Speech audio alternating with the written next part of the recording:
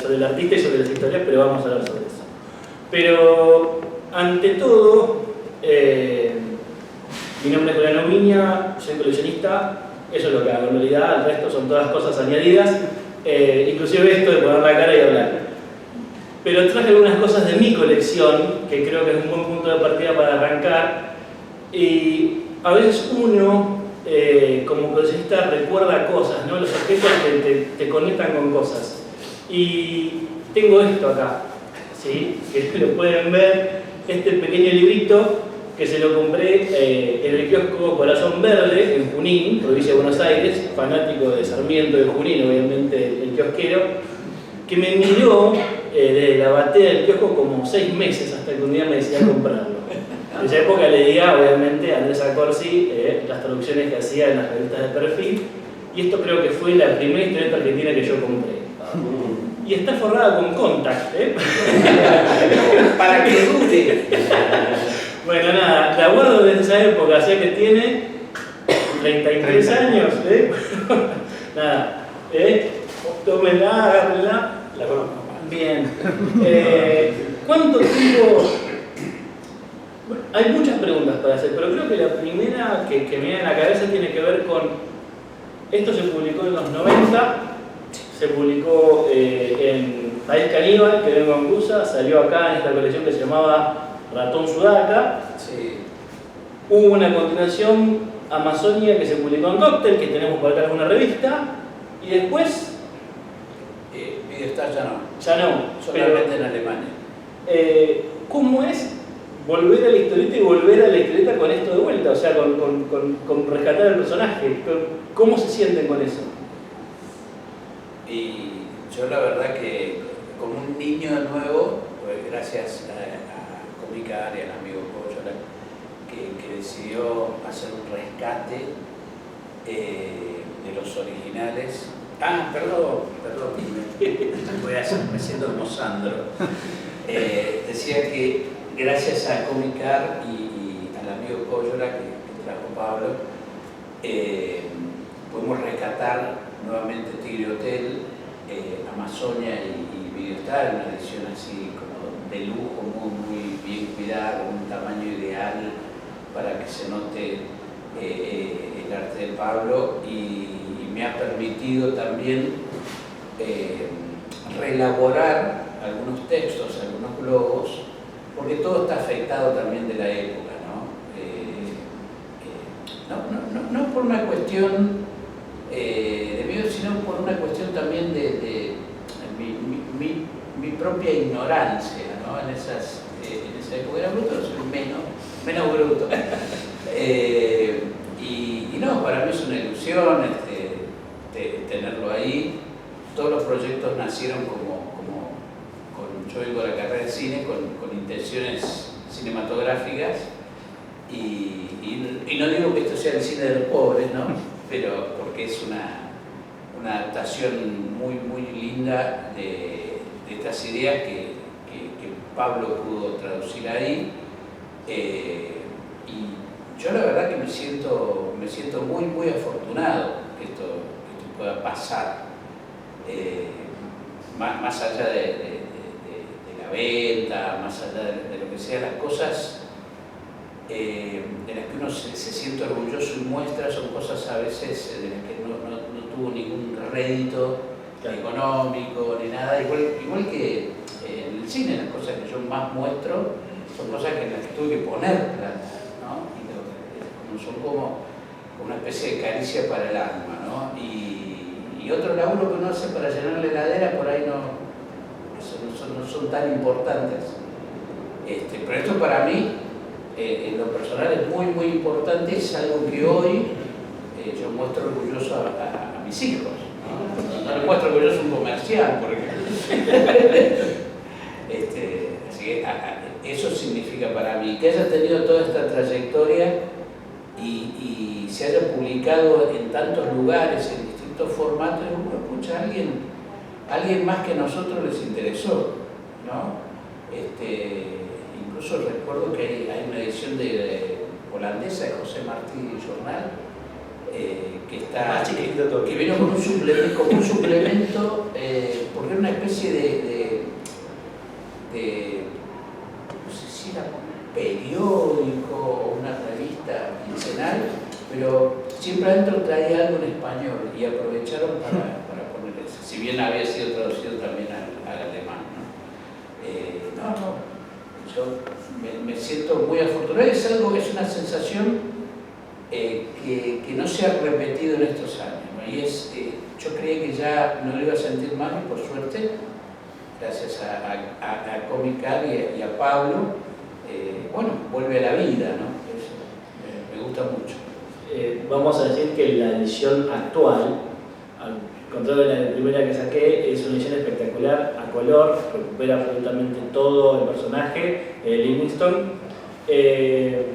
Pablo, ¿cómo es encontrarte con el dibujo de hace tantos años atrás? Bueno, me gustaría antes contestar la pregunta que hiciste. Venga. Estoy muy contento con la publicación de los libros y justo hoy pensando, cuando vengo por acá, es como un círculo que se cierra, porque el último libro que sacamos de Livingstone fue hace exactamente 30 años, que está incluido en Videostar, fue el último.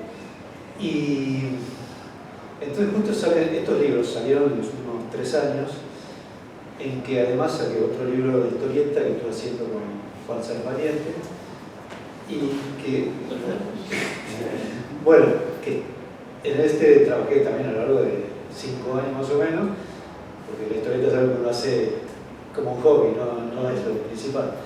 Entonces estos últimos años estuve nuevamente volviendo a la historieta, como muy metido en eso. Ahora estoy con otras cosas en la cabeza que algún día podré plasmar en papel. Y siento como que, pasaron 30 años más en realidad, y es un círculo que se cierra, que vuelve lo primero que había hecho en una versión que me gusta mucho, porque más comprimida, con muchos extras, con historietas que no habían salido nunca antes, con historias, con fotos.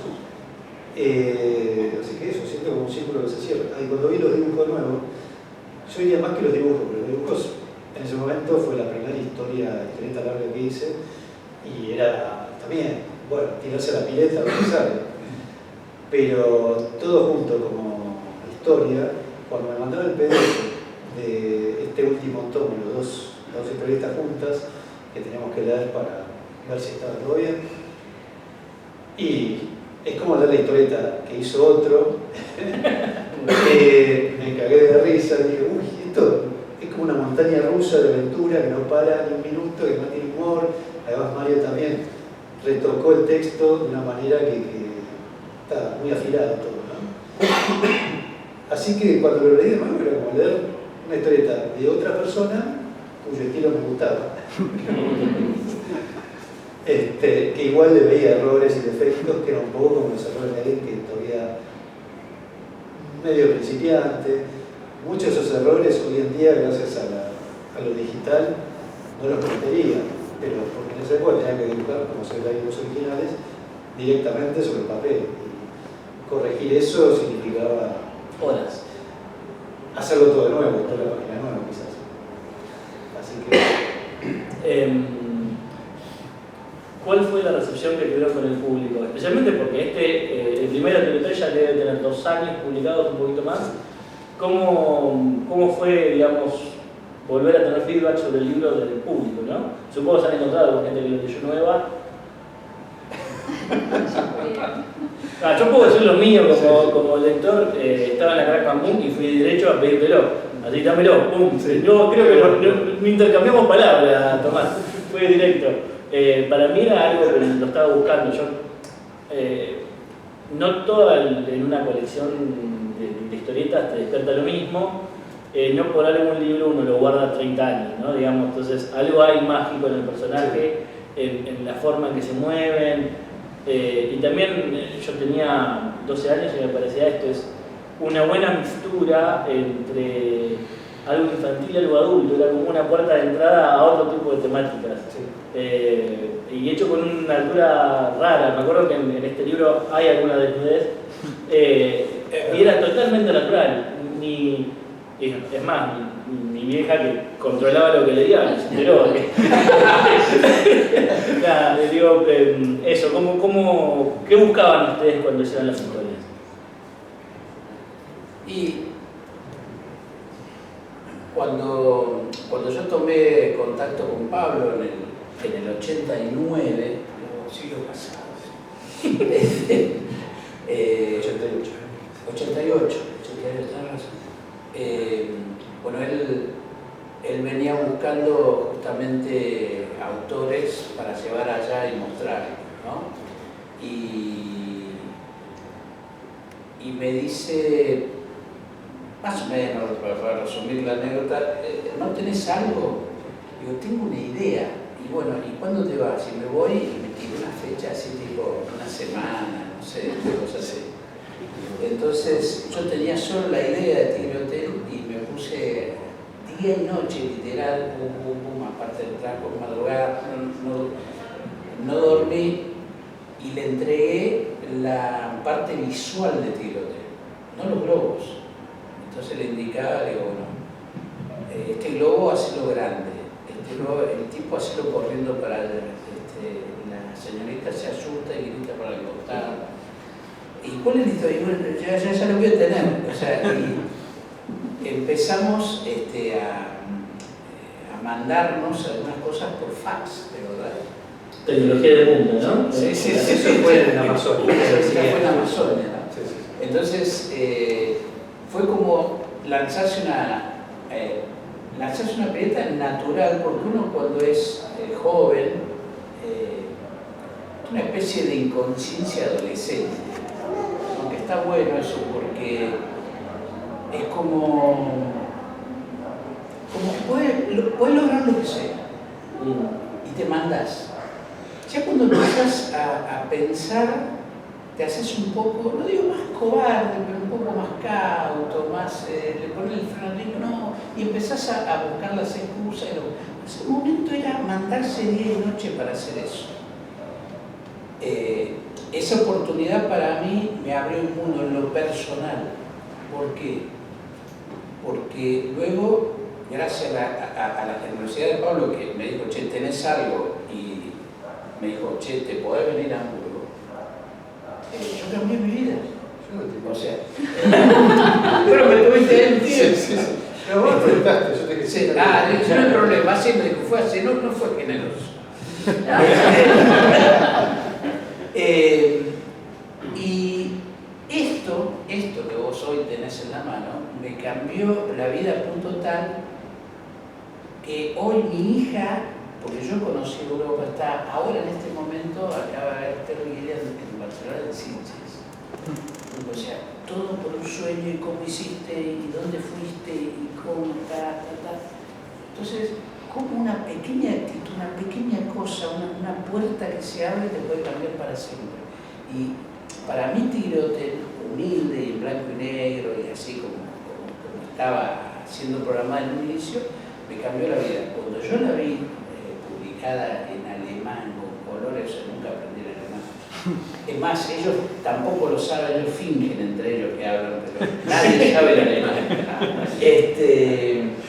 Lo mismo no podía creer, era como, no sé, haber entrado en Hollywood, ver una locura, tapa dura, brillante, colores, un idioma que no entendía, y nada, y lo seguíamos vendiendo, y una editorial nos puso un contrato y a lo que sigue, y estaba viviendo un sueño todo por animarme. O sea, era el único espermatozoide entre 100 millones que había entrado.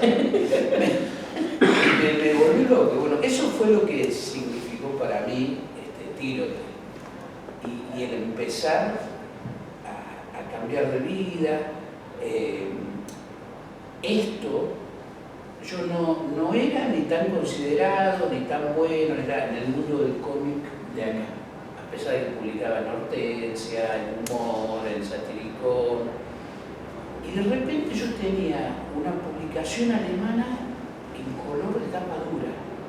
Claro, y ahí ya el trato es otro, y te sentás a otras mesas. Pero todo eso significó, che, ¿tenés algo? O sea, eso fue para mí. No sé, para Pablo fue una desgracia porque le ocupé una cama. Pero trabajábamos mucho. Sí. Mucho, y andábamos en bici. Yo tenía una bici robada, creo. Sí. Encontrada. Sí. Igual ya lo dejó. Estamos parte de eso, pero ¿Cómo fue tu experiencia? Bueno, la visita de Mario.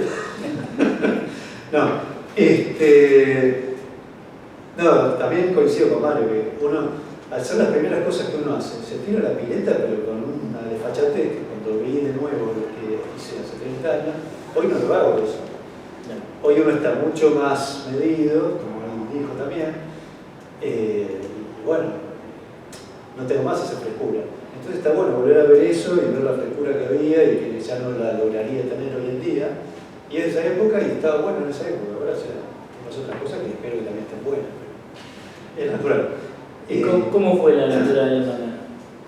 Es decir, bueno, vos el contacto ese era tuyo. Sí, bueno, yo, como ya conté en otras presentaciones, había ido a Alemania a probar a ver qué pasaba, porque, o sea, legalmente podía estar ahí.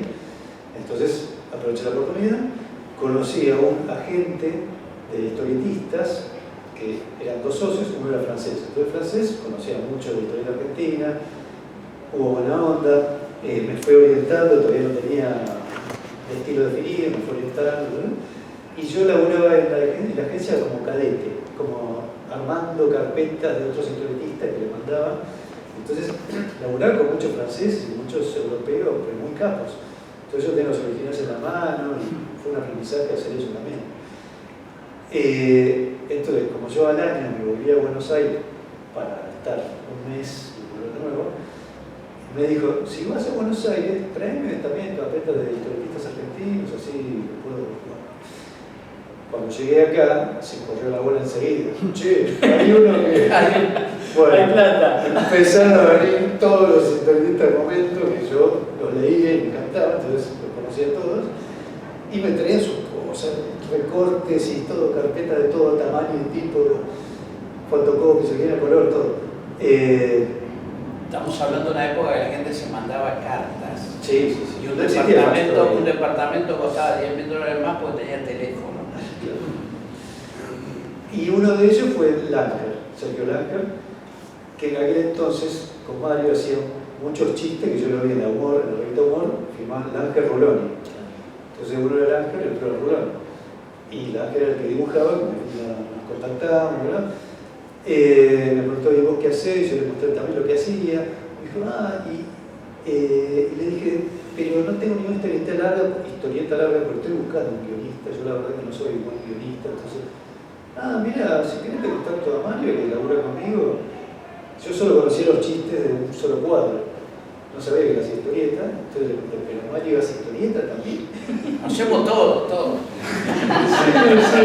Yo no sé si él sabía que hacía otra cosa aparte de eso, o lo dijo solamente para ver si le conseguimos algo más también, ¿no?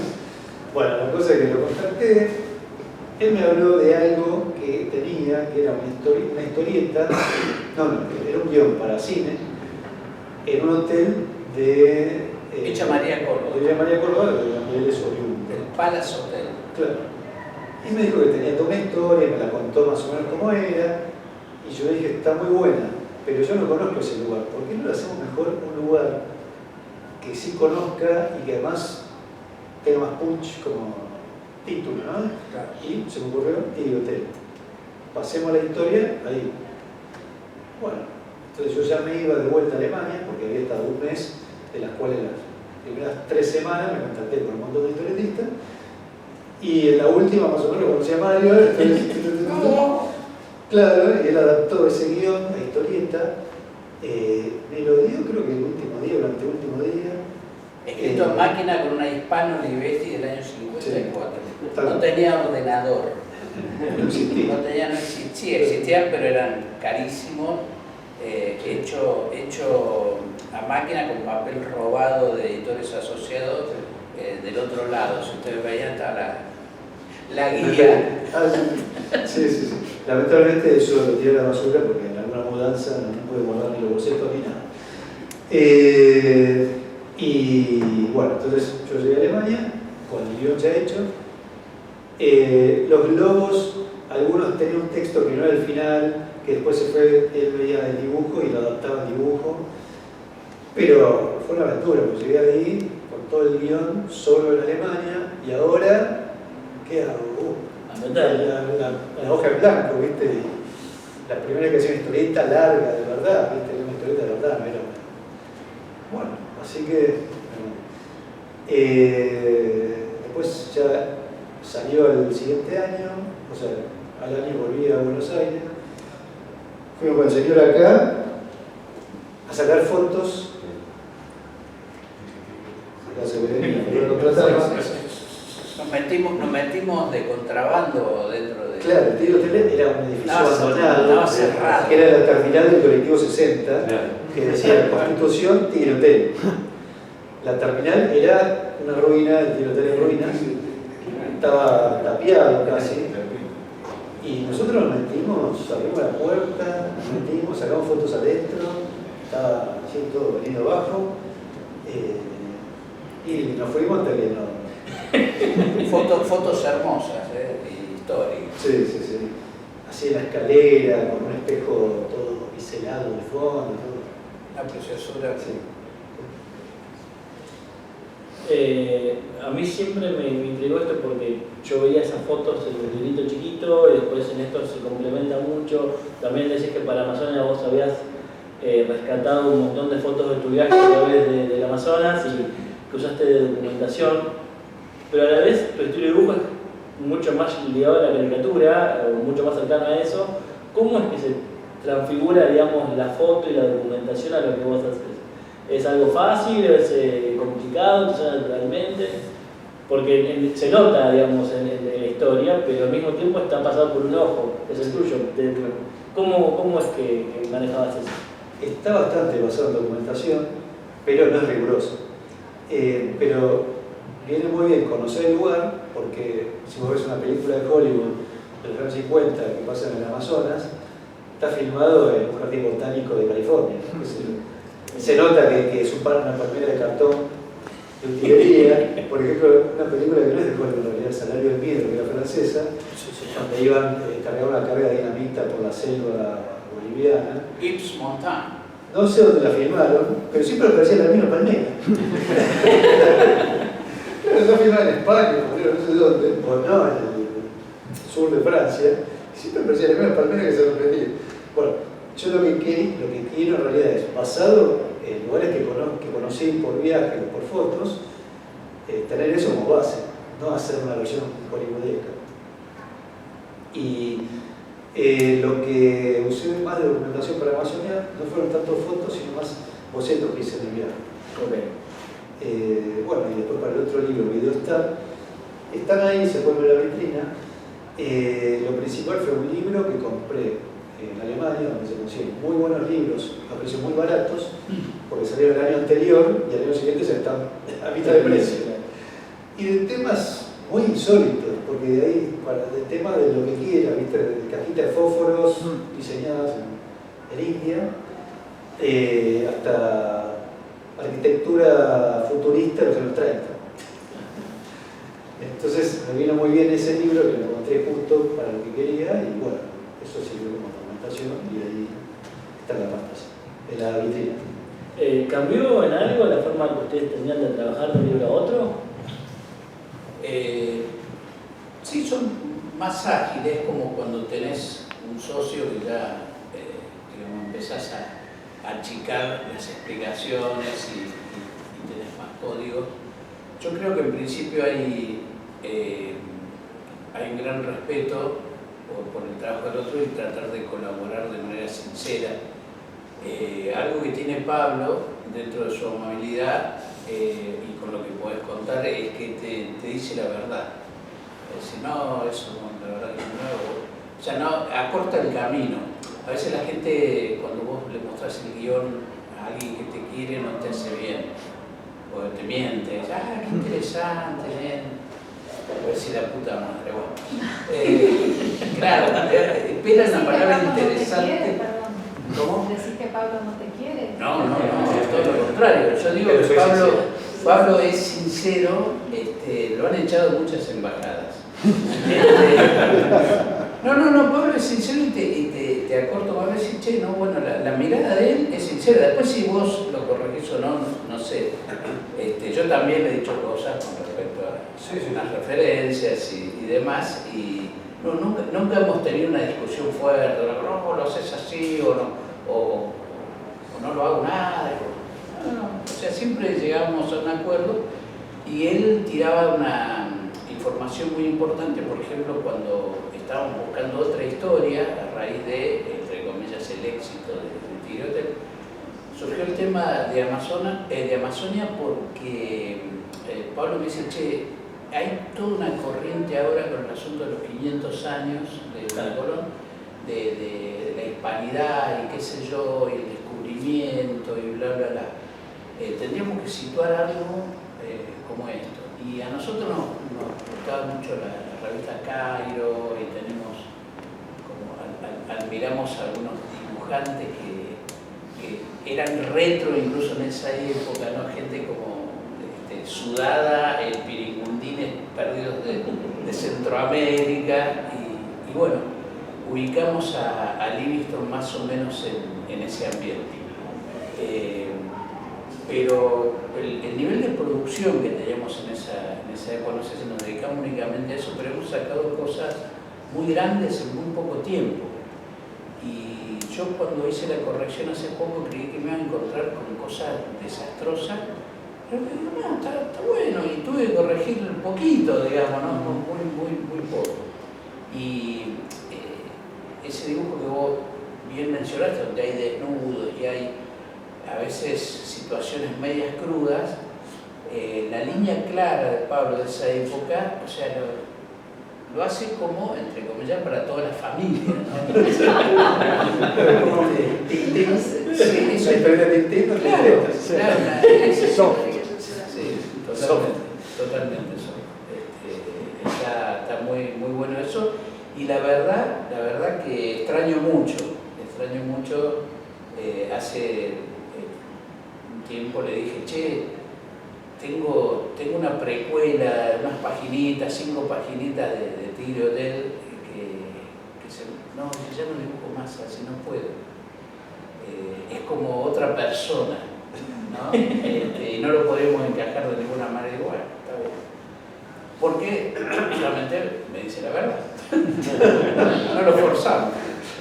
Me gustaría contar un poco de la manera que tenemos de trabajar, que sobre todo fue cuando la época en que él estuvo, no sé, como 3 meses creo, sí, de huéspedes en el departamento lujoso de Hamburgo, que es una zona de tráfico de heroína y prostitución. Era bien heavy. Sí. Él solía actuar lo que yo tenía que dibujar. Entonces hacía los gestos de los personajes, las posiciones, todo. O sea, se está reflejado. Claro, viste, si, por ejemplo, Livingstone tenía que poner cara de sorpresa, es la cara que ponía él. Después hicimos muchas historietas más, que algunas no fueron publicadas, como de un personaje que era para chicos, que se llamaba Nap, que era un tipo petizo, disfrazado de Napoleón, que evidentemente era un loco, que se quería Napoleón. Entonces eran siempre gags mudos, visuales. Entonces él me lo actuaba todo. Yo dibujaba, o sea, en vez de describirme la situación, dice, ponelo así. Claro, no había descripción de O se asustan. Le explota, le sale un chorro de agua del ramo de flores en la cara. Claro, esa era la manera que, o a veces después nos reuníamos en un bar en Buenos Aires, en el bar del Taller, que no existe más, no sé, porque nos pedían una historieta para, claro, una historieta corta para algún compilado de historietas, un tema determinado. Y también, viste, era sentarse como, a ver, espera, ponerlo de tipo así.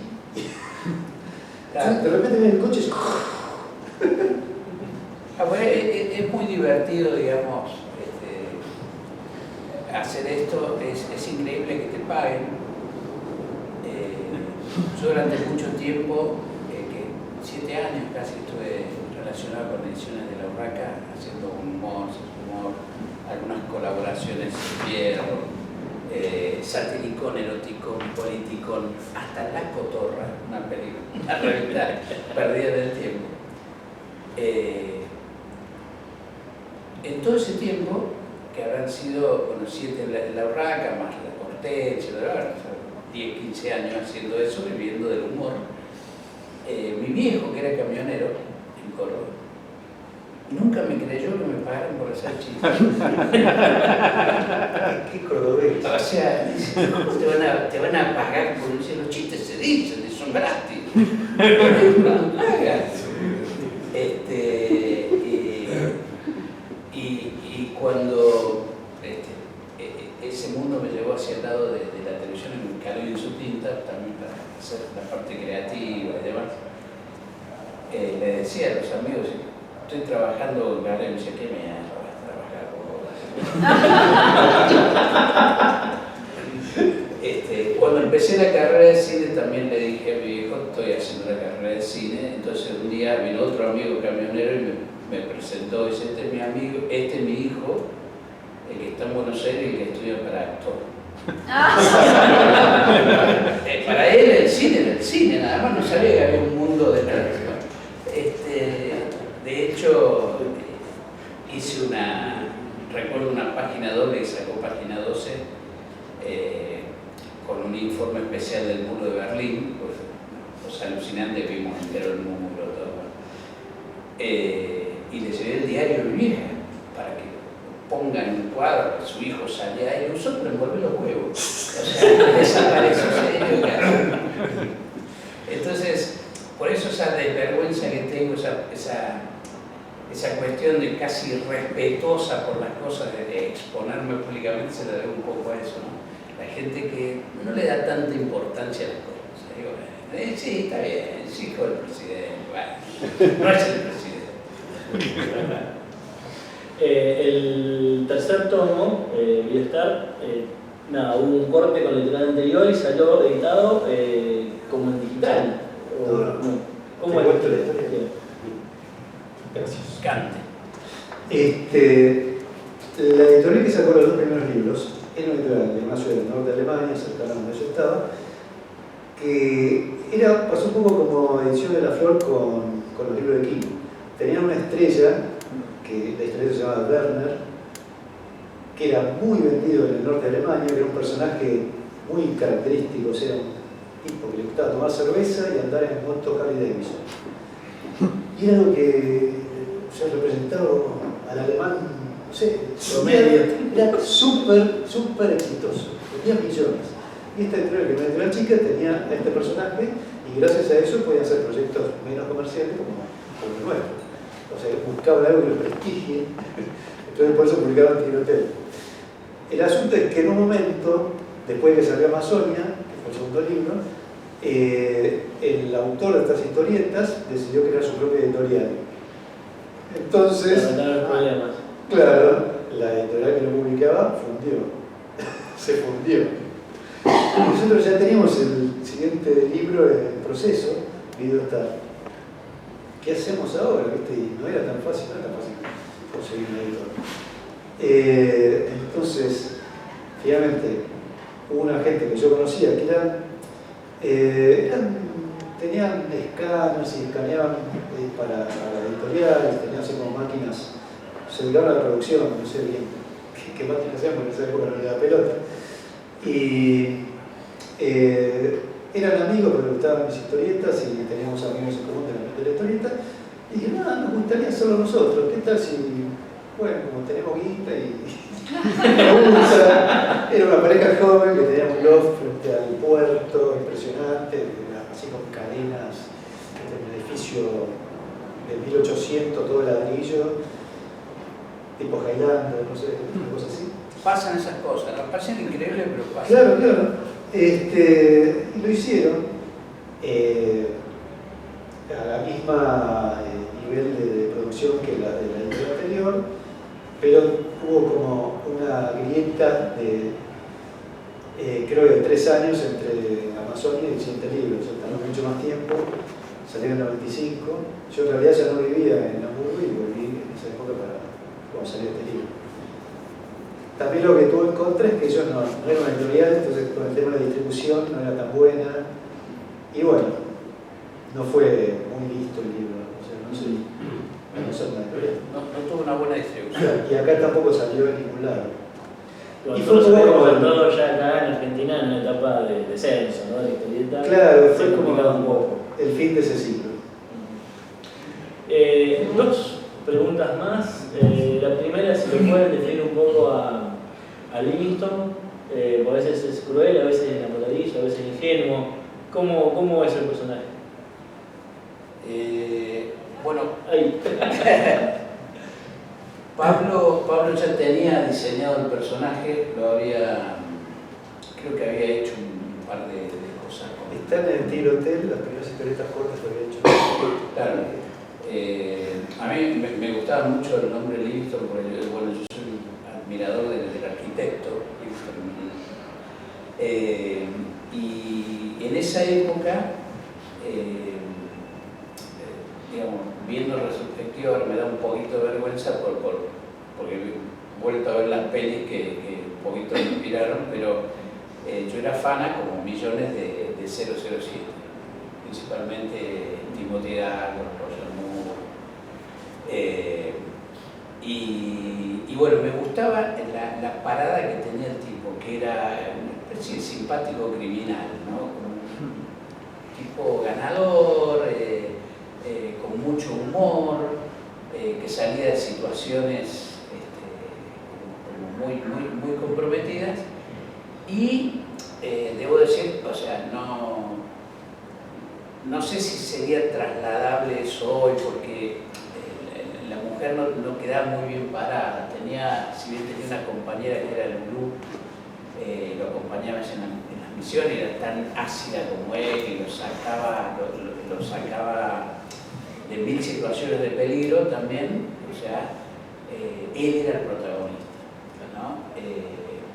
Y viendo las cosas que realmente en esa época me movían y me inspiraban, digamos, no son cosas que hoy pueda reflotar.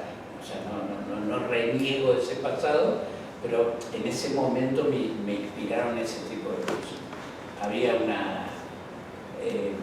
lo que era revolucionario es que el tipo no era un duro, digamos, era un tipo sensible, un tipo enamoradizo, escurridizo también para los compromisos, y esa era como la línea principal, ¿no? Era como una especie de agente jodón.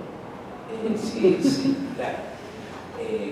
Y estaba, digamos, en la historia previa que yo le hago, era un ex agente del Mossad, es un tipo muy bien preparado, digamos, para matar con lo que hubiera a mano, para salir de situaciones, pues era delgado, tenía como una especie de entrenamiento, era una especie de serpiente.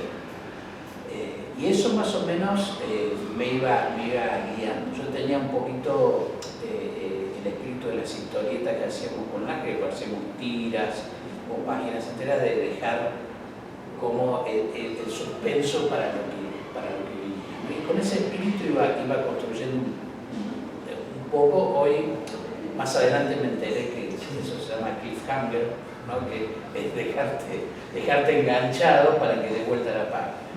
Y con ese espíritu más o menos construimos el personaje basado ya en un look que tenía Pablo, y también en su compañera Lulú, que era como una especie de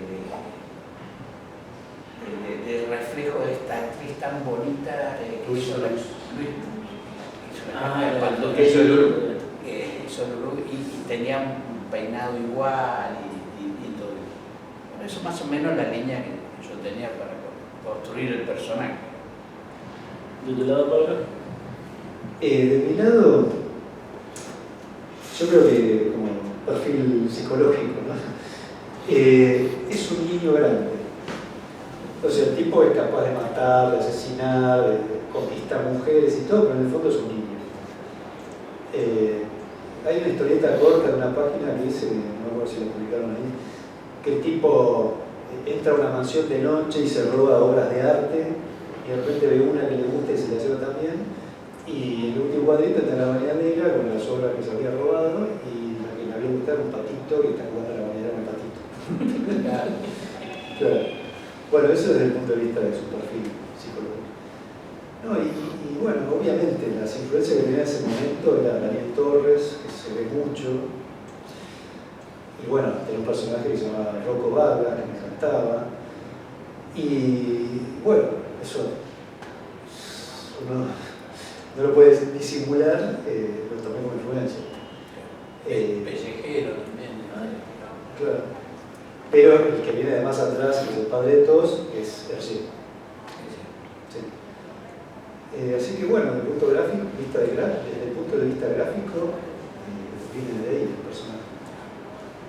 Y claro, como las primeras historietas que hice, que no tenía guionista, las hacía yo, a veces era una excusa para dibujar, no tenía un plan guión, era simplemente una excusa para dibujar lo que quería dibujar.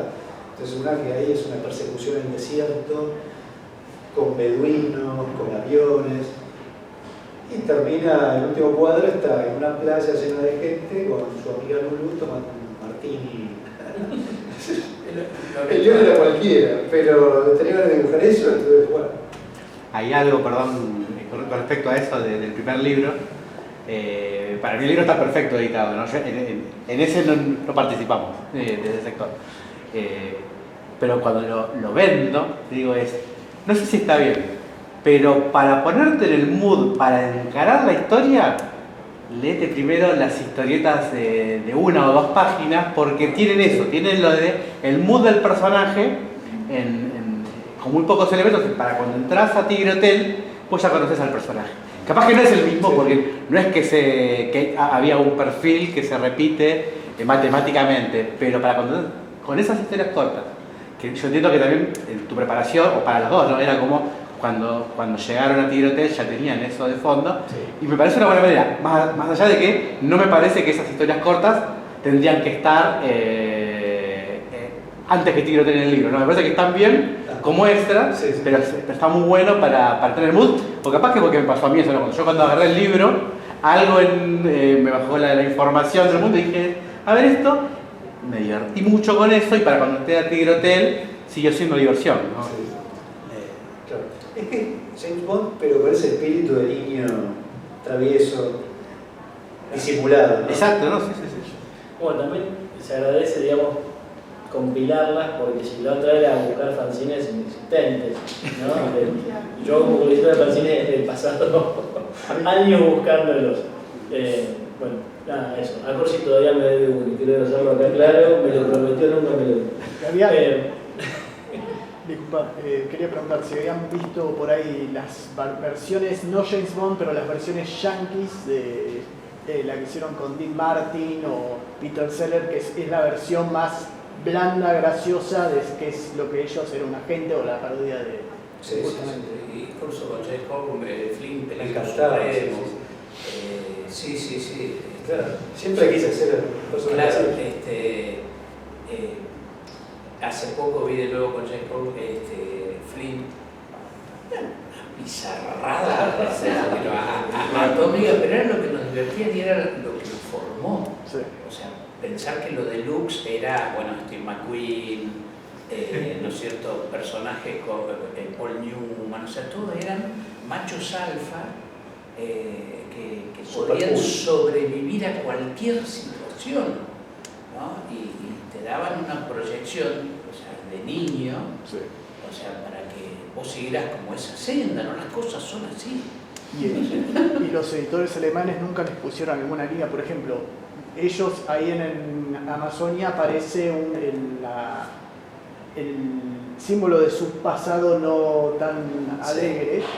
Y a veces por ahí he oído que no les gusta justamente que se mencione o hacer imagen de esas cosas. Entonces sí. No sé si hubo algún choque con eso en algún momento. No hubo ni la menor. No. Todo lo que entregamos. Tiene un gran respeto, incluso respeto por las cosas con las que ellos no están de acuerdo. O sea, si bueno, es tu pensamiento. O sea, sí, obviamente existe todo lo que mencionas. Sí. O sea, a lo mejor eran malos editores. Ni me dieron pelota. No, porque no hicieron un choque, justamente, todavía estaba el muro, no hicieron contra comunistas, porque era como, es el vecino, no queremos ya de por sí. Sí. No, pero no, la verdad que no. No, ahora que me acuerdo, gracias por la pregunta. Yo a veces te tenía que decir, no, eso no. Sí. Es cierto. Porque uno acá en Argentina puede hacer chistes de cualquier cosa, pero tal el mundo queda lejos. Sí. Pero cuando estás en el mundo, puedes hacer el mismo chiste. No, eso es cierto. Sí, es verdad. El que me advertía de decir, che, eso no lo van a tomar bien, eso no es así. Claro, sí. Sí, y realmente no había ninguna ideología, ni tratamos de imponer nada, sino simplemente brindar entretenimiento. Era algo de aventura, sí. No tenía otro fin. Sí. Y no era por qué ponerse a discutir, no, esta es la corriente de pensamiento que yo quiero defender. No, nada de eso, sí. Para nada. Eso me pasó cuando lo leí ahora, que es una cosa alegre, chispeante. Lo que digo es una montaña rusa, pero en cada momento te aparece algo, en cada página hay, no sé, sí, un peligro o una situación medio de esas películas mudas donde el personaje sale, el cocodrilo está a punto de morfárselo a... Sí, termina en una... Claro, es Tintín en el Congo, eso. Y es pura diversión, ¿no? Sí. Pero con temas, como también temas adultos, temas medio picarescos y no sé qué, el homenaje a una película de 1920. Claro. Sí, a mí me encantaría que, no sé, volver atrás en algunas cuestiones, pero el mundo cambió y es como que ya uno se siente que trabajaría para nadie, ¿no? Porque, digamos, los lenguajes cambiaron. Para uno mismo. Para uno mismo, la manera de encarar las cosas. De hecho, nosotros tenemos un montón de carpetas que nunca fueron publicadas, trabajos que nunca fueron publicados, especialmente de humor.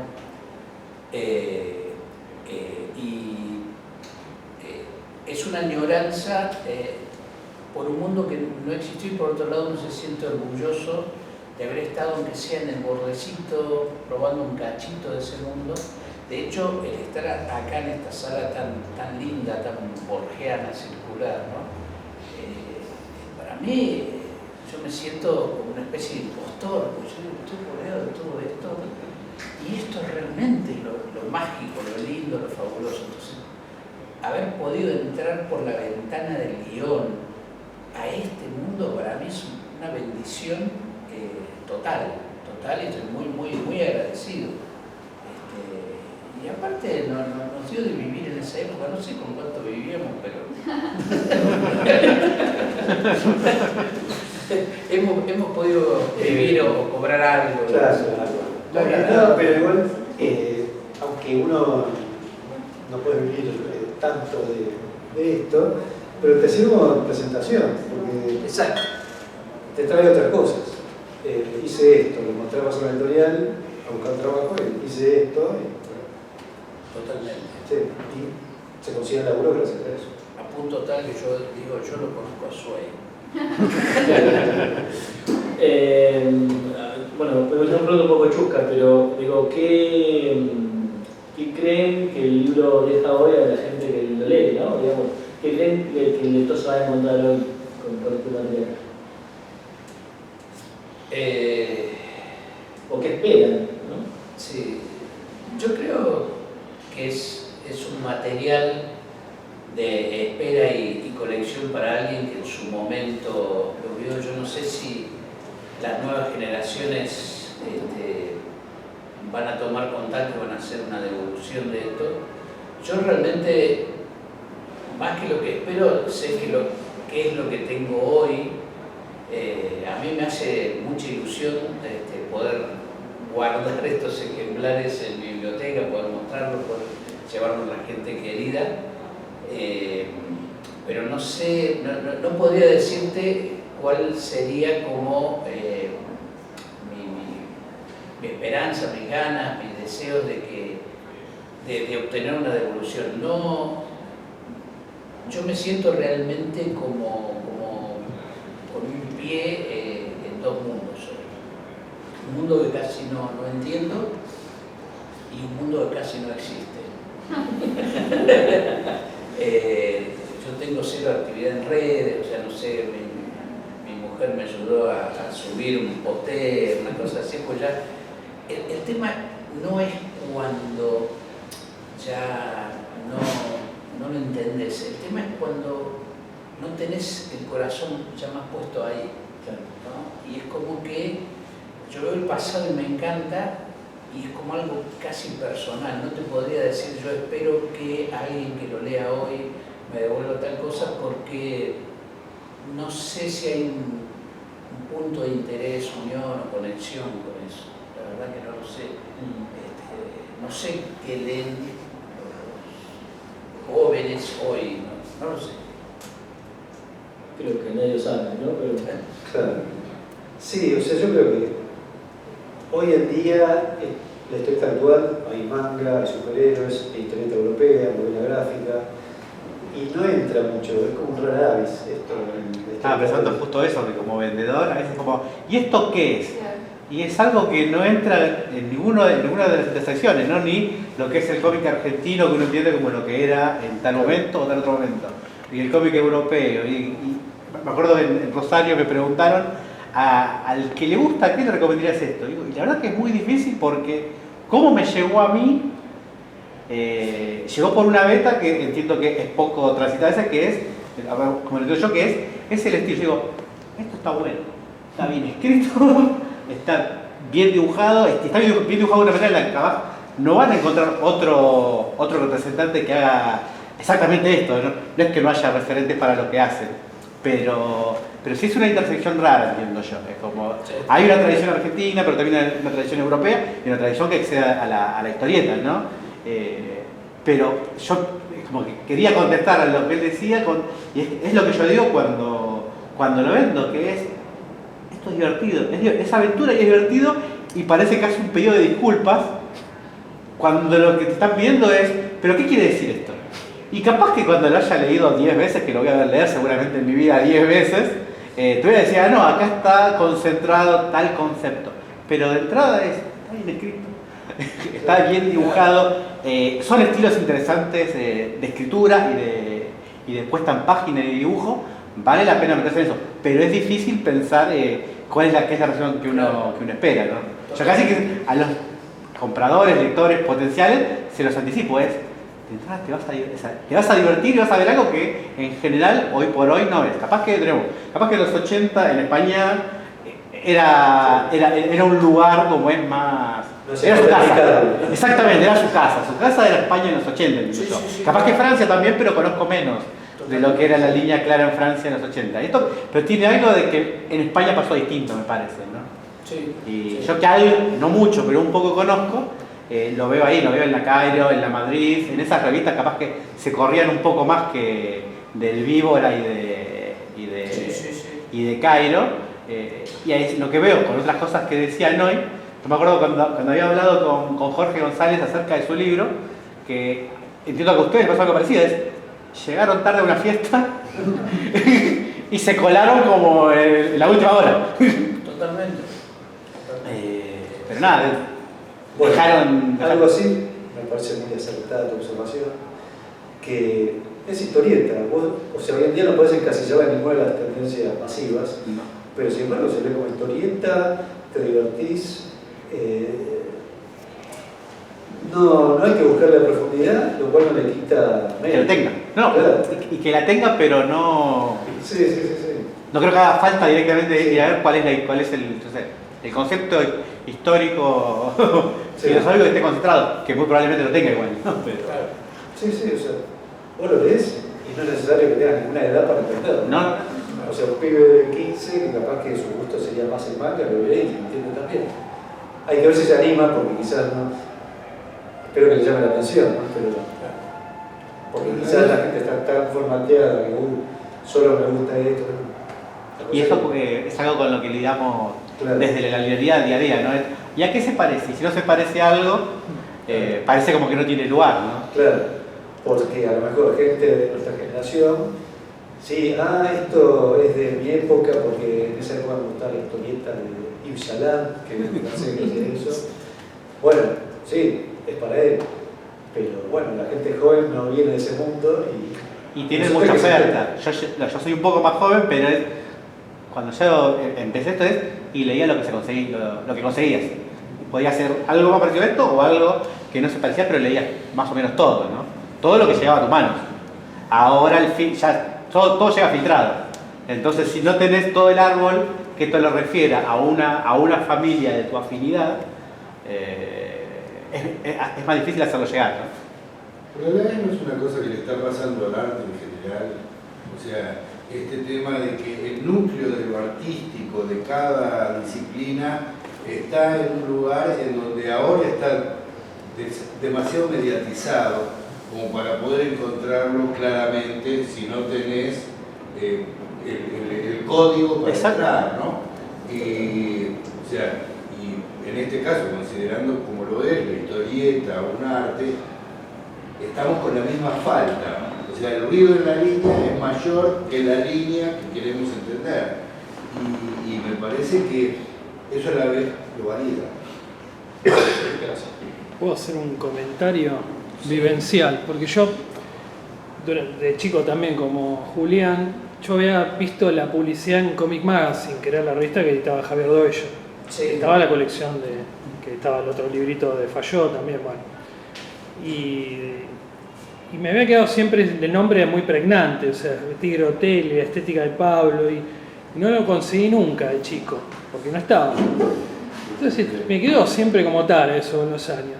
Y me acuerdo que andando el tiempo, te había mandado un mensaje, hace muchos años atrás, un mensaje por Facebook, le digo, Pablo, mirá, hace años estoy buscando Tigre Hotel, no lo encuentro. Me dice, no, pará que te lo escaneo. Me lo escaneó, es un genio. Que era un ejemplar que lo tenías dedicado, alguien te lo había dedicado. Tenía uno de Buprat y otro de Mordillo. Bueno, era el de Mordillo, me parece que me Se contaste. encontraba en ferias y yo Claro. tenía un libro, hacer una copia de autógrafo. Claro. Y me mandó Pablo y lo pude leer después de 20 y pico de años. Así que después cuando fue editado, tan linda de la edición, una alegría, pero era, para mí era una historieta absolutamente elegante, todo el dibujo, narrativamente, muy europea, obviamente, en línea del Cairo, pero era algo muy enigmático. Me acuerdo de chico era como, además el ambiente del Tigre, después cuando fui a Tigre, siempre asocié Tigre con las historietas de ustedes, o sea que realmente es una rara avis, es una historieta muy única, sí. A mí me pasó cuando era chico, y justo cuando venía para acá venía pensando en eso, que por algún motivo te ponía vos en la revista Villiquen, porque yo era lector de chico y se me mezclaba tu grafismo con el de O'Keeffe y con el de Marcelo Dupleix, que hacía el detective de fracaso. Y No, eso era de Bianchi. o de Bianchi, perdón, Bianchi. tenés razón. Y digo, qué buena época para empezar a leer historieta era esa, porque tenías al alcance unas cosas súper mágicas. Y me pasó también esto de que, preparando para la presentación de ahora, leí Videostar, que era la que me faltaba leer, y cuando la empecé a leer tuve la sensación de que, bueno, la magia sigue estando ahí, para empezar a leer algo divertido. Me parece como espectacular eso, que uno pueda llegar a la historieta y en la primera, segunda o tercera página ya entendés que vas a pasar un buen rato. Eso me parece una cosa increíble. Sí. Eso sentí yo cuando lo leí de nuevo como si fuera un lector, no el autor, sino un lector X, ¿no? Me divertí de entrada, ¿viste? Así. Cerramos con un aplauso para los muchachos.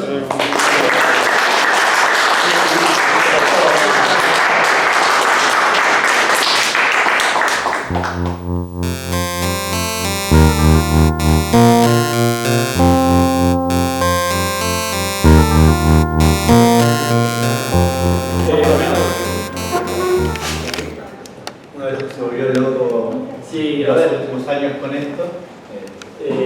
Tuvimos nos conoció, ¿cómo fue el grupo de Tony? Tony Torres fue el cual nos encontraste.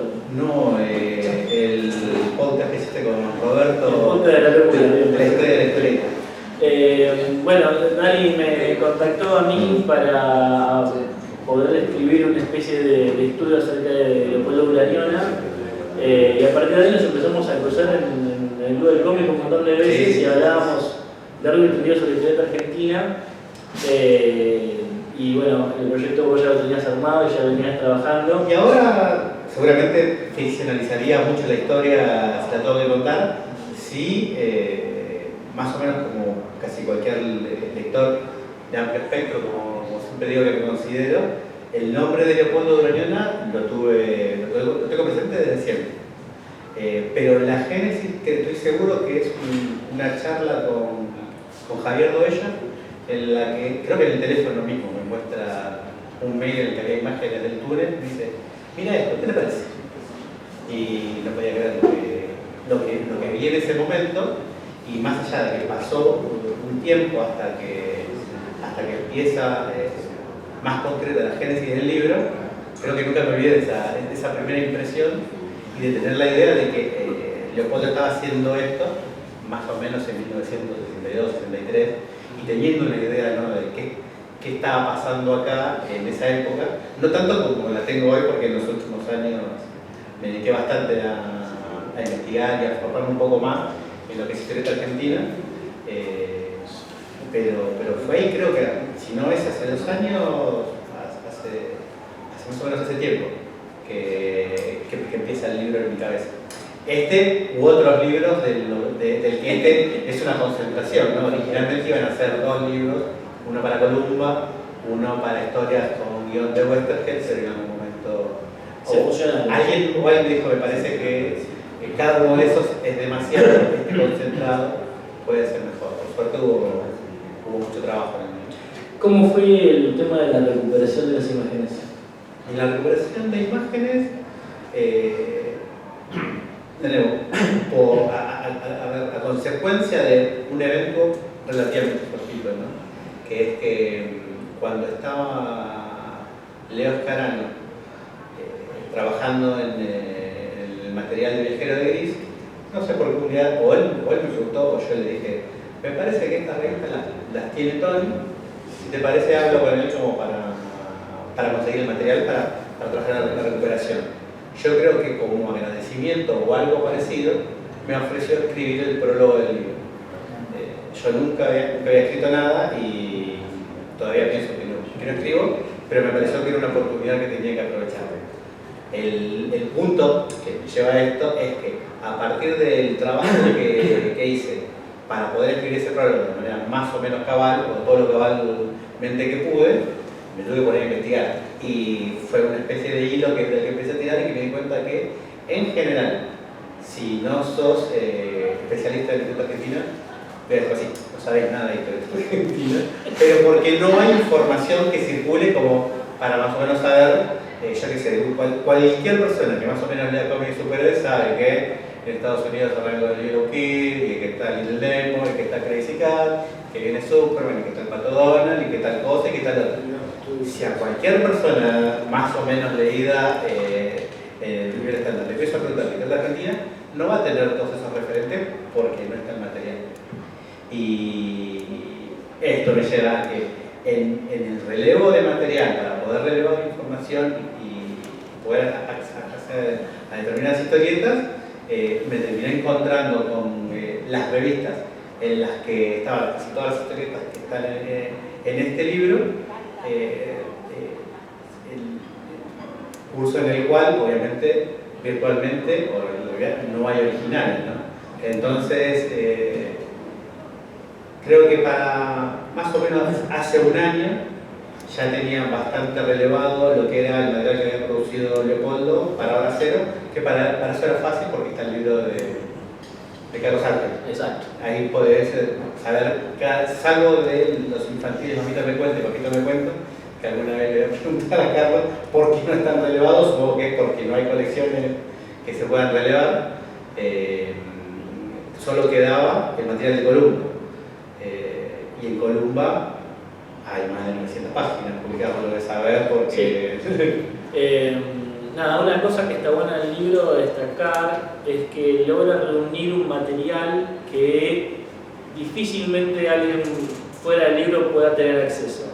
Yo traje esto que está acá, que fue la última vez que algunas de las historietas que están acá se publicaron, hace 40 años de esta publicación. O sea, Si alguien quería conseguir el material de los Pueblos Ucranianos, tenía que salir a buscar este libro, publicado hace 40 años atrás, el libro 1 de Fierro.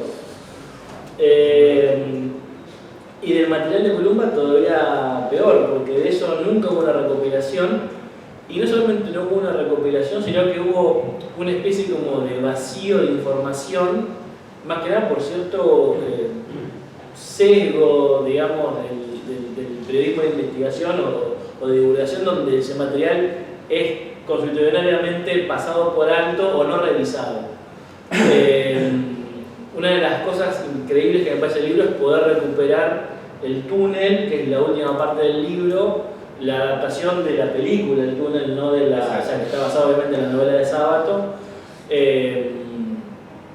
porque arroja toda una nueva visión acerca no solamente de la capacidad que tenía Durañón en ese momento como artista, sino también del medio de producción en el cual realizó la historieta, ¿no? Digamos, hay una combinación de cosas que están interesantes, especialmente porque, bueno, si tratamos de poner eso en el libro, él mismo cuenta que su producción de Columba es parte más experimental y se nota mucho que hay una búsqueda artística mega sin límite en cuanto a lo visual de la propuesta de la historieta. Y compito se contrapone con guiones bastante más estructurados, ¿no? Llenos de mucha palabra, muy abigarrado el texto, pero al mismo tiempo compensa con una experimentación bastante no vista, inédita en esa época, porque esto es paralelo al Morsinger, y está en ese nivel.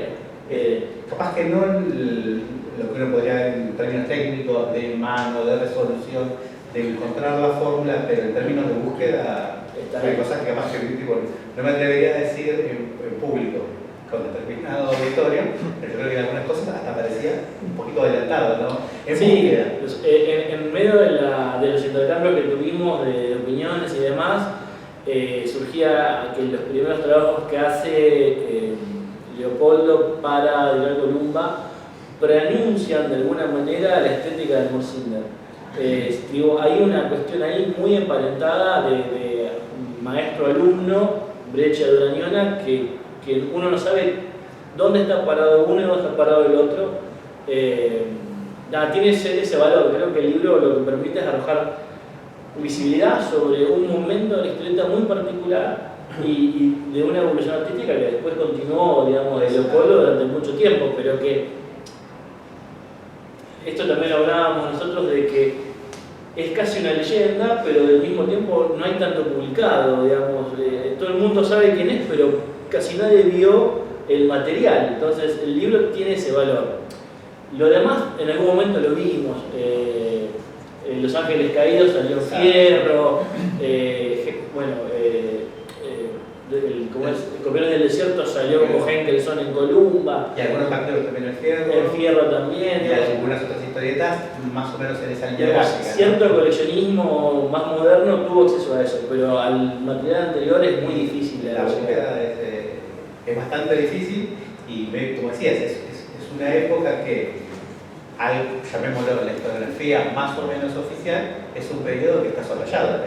Claro, y aparte se inscribe en este periodo, digamos, que es el más difícil de la historia argentina, que es final de la experiencia australiana con Frontera y inicio de la etapa escorpiana en el 74. O sea, esos 10-12 años son años casi desconocidos para la gran mayoría del público.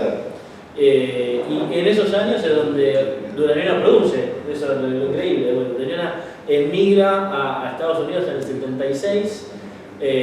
O sea que toda esa década ahí hizo un montón de trabajos que muy poca gente tiene. Y para historietas son fuertes, entiendo yo, del 60 al 65, que es donde vas a juntar la mayor cantidad de producción, y el resto de los años, por lo que más o menos pude relevar, es diseño gráfico, storyboards, publicidades, que es un trabajo muy interesante, muy rico, donde, como hemos hablado muchas veces, uno ve cuál es la vida que tenía el dibujo en esos años.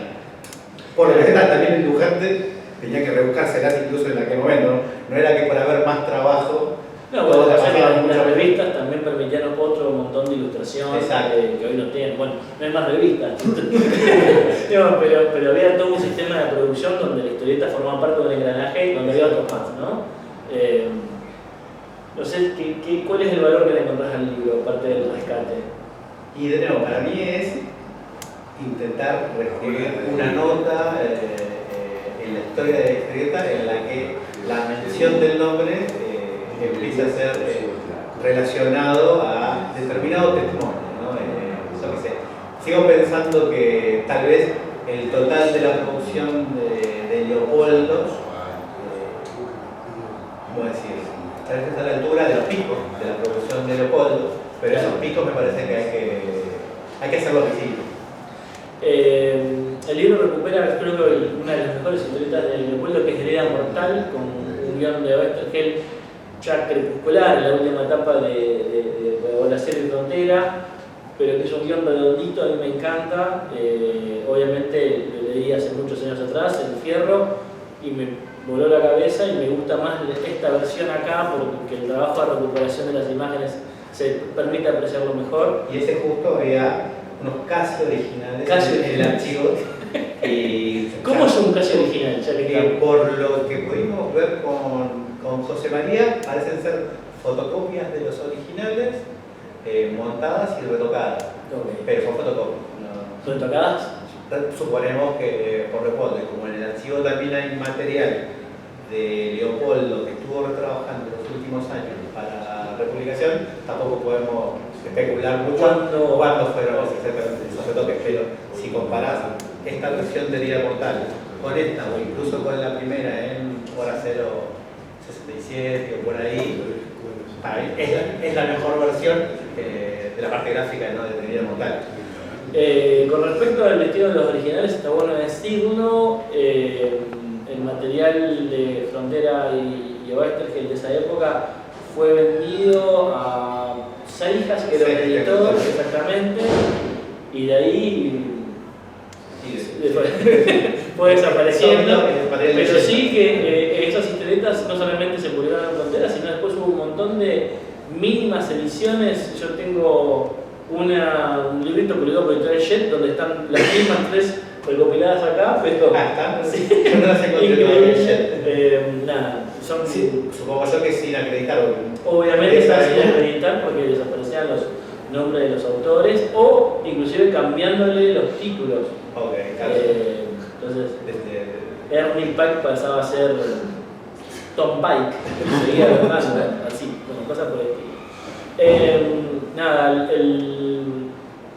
creo que el libro es un documento histórico, es un rescate y al mismo tiempo funciona como un muestrario de cómo era ese instante de producción de la historieta argentina.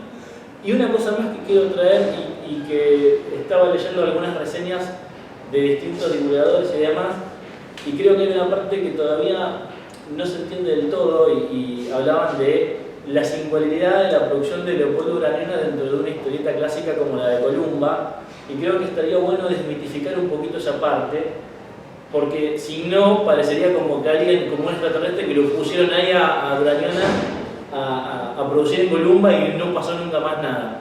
Bueno, eso no fue así, está bueno decirlo ahora. Las revistas Intervalo, que están acá, número, no sé, debe ser el 66, tiene una historieta de Urdaneta que está en el libro. Acá hay otra, también, ya están un poco lastimadas porque han pasado el tiempo, ¿no? Pero una de las cosas que se dice es que la revista de mayor éxito de la Edad de Oro de la historieta argentina era las revistas del Quinterno, especialmente el Patrulcito. Yo, habiendo después de mucho tiempo, me permito dudar de esa afirmación un poco. Si nosotros pensamos esta época de Intervalo, que también coincide con el final del Patrulcito, pero estaban ahí en el medio, Intervalo publicaba un álbum mensual de 112 páginas, más una revista semanal de 32 páginas, más una segunda revista semanal, Intervalo Extra, de otras 32 páginas. O sea que por mes publicaba algo así como unas 300 páginas de Intervalo, solo de Intervalo en la Columba, y a eso se sumaba D'Artagnan y se sumaba el Tony y Fantasía. O sea, y el Tony también era semanal, y bueno, y así, una locura de cantidad de publicación. Pero aparte de eso, acá dentro de esta revista, creo que lo que más se destaca, primero es que Duranera colaboró con muchas guionistas mujeres, pero en las revistas de esta época de intervalo publicaban no una, no dos, no tres, sino al menos 4 guionistas mujeres. Entonces, cuando nosotros en las revistas especialmente La Fierro, cuando en un momento La Fierro de los 80 se publicaba una nota que se llamaba ¿Dónde están las minas en la historieta? Desafortunadísimo, ¿verdad? Estaban acá. Sí, estaban acá. Creo que hay que nombrarlas un poco porque colaboraron con él y Duranera las dibujó historietas. Francina Sequier, que fue era una escribana que aparte escribía historietas y que tuvo una de las primeras series exitosas antes de Robin, o paralelo a Robin, que fue Flavia Mazzini. Josephine Bernal, que era una dramaturga que escribía radioteatro y que también escribió en intervalo. María Alicia Domínguez, que era una politóloga y que también era periodista y que tenía más de un seudónimo y que trabajó durante 20 años para intervalo. Y Nadal es otra que también, que cuesta un poco más encontrarle, digamos,